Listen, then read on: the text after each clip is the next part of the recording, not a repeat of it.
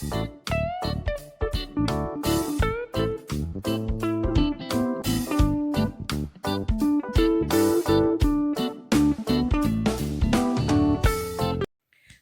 les enfants, j'espère que vous allez tous très bien. Aujourd'hui, on va écouter une nouvelle histoire qui s'appelle Le Gros Navet. Cric, crac, écoutez, mon histoire va commencer. Le gros navet. Il y a bien longtemps, un vieil homme et une vieille femme habitaient une bicoque branlante au milieu d'un immense jardin plein d'herbes folles.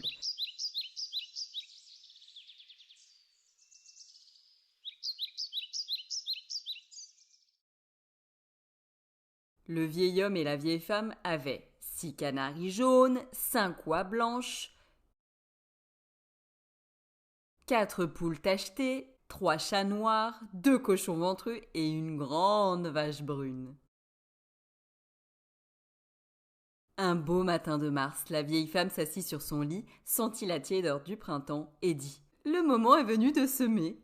Le vieil homme et la vieille femme sortirent alors dans le jardin. Ils semèrent des pois et des carottes, des pommes de terre et des haricots, et, pour finir, ils plantèrent des navets. Cette nuit-là, il y eut une grosse pluie sur le jardin, autour de la bicoque branlante.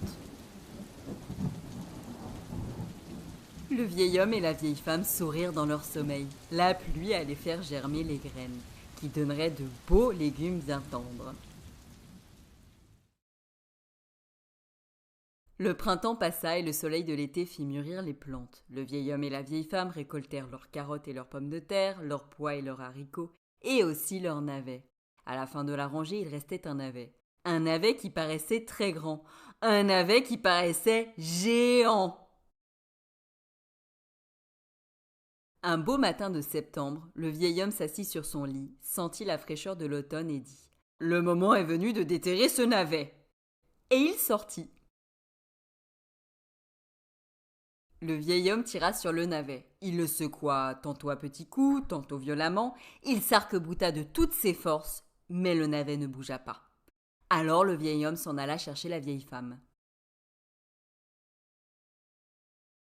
La vieille femme passa ses bras autour de la taille du vieil homme. Ils se mirent ensemble pour tirer le navet. Ils le secouèrent, tantôt à petits coups, tantôt violemment. Ils s'arc-boutèrent de toutes leurs forces, mais le navet ne bougea toujours pas.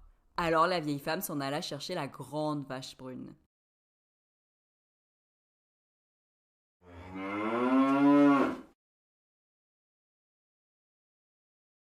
Le vieil homme, la vieille femme et la grande vache brune tirèrent sur le navet. Ils le secouèrent, tantôt à petits coups, tantôt violemment. Ils s'arc-boutèrent de toutes leurs forces, mais le navet ne bougeait toujours pas.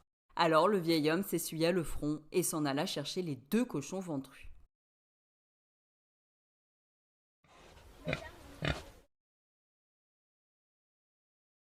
Le vieil homme, la vieille femme, la grande vache brune et les 2 cochons ventrus tirèrent sur le navet. Ils le secouèrent, tantôt à petits coups, tantôt violemment. Ils s'arc-boutèrent de toutes leurs forces, mais le navet ne bougeait toujours pas. Alors la vieille femme se retroussa les manches et s'en alla chercher les 3 chats noirs.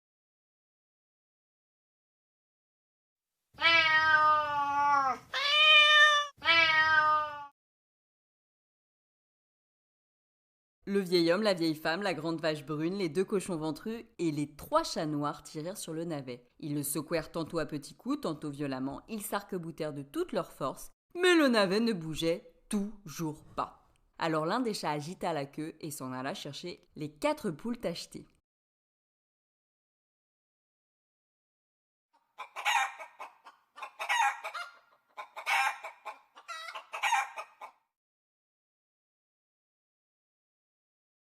Le vieil homme, la vieille femme, la grande vache brune, les 2 cochons ventrus, les 3 chats noirs et les 4 poules tachetées tirèrent sur le navet. Ils le secouèrent tantôt à petits coups, tantôt violemment. Ils s'arc-boutèrent de toutes leurs forces, mais le navet ne bougeait toujours pas.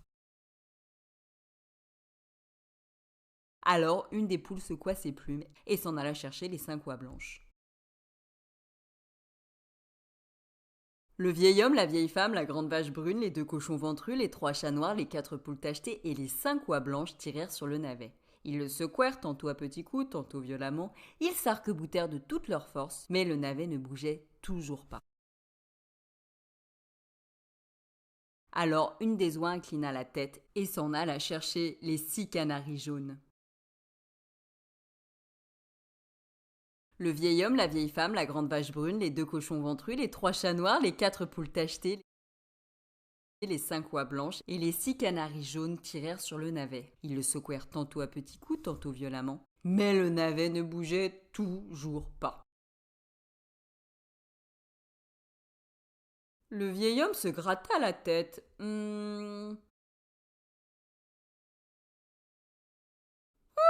Bêtes et volailles se couchèrent pour reprendre leur souffle.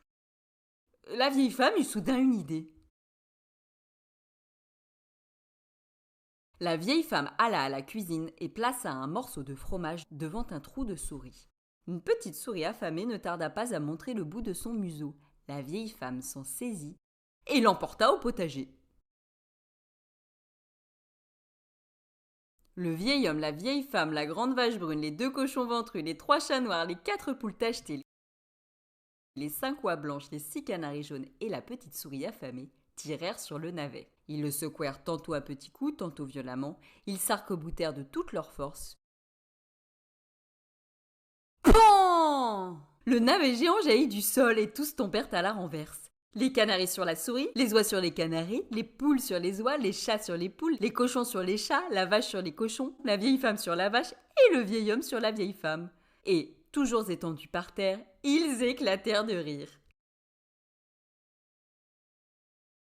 Ce soir-là, le vieil homme et la vieille femme préparèrent une grande marmite de soupe au navet. Chacun en mangea tant qu'il put, et, vous ne devinerez jamais, c'est la petite souris affamée qui en a mangé le plus.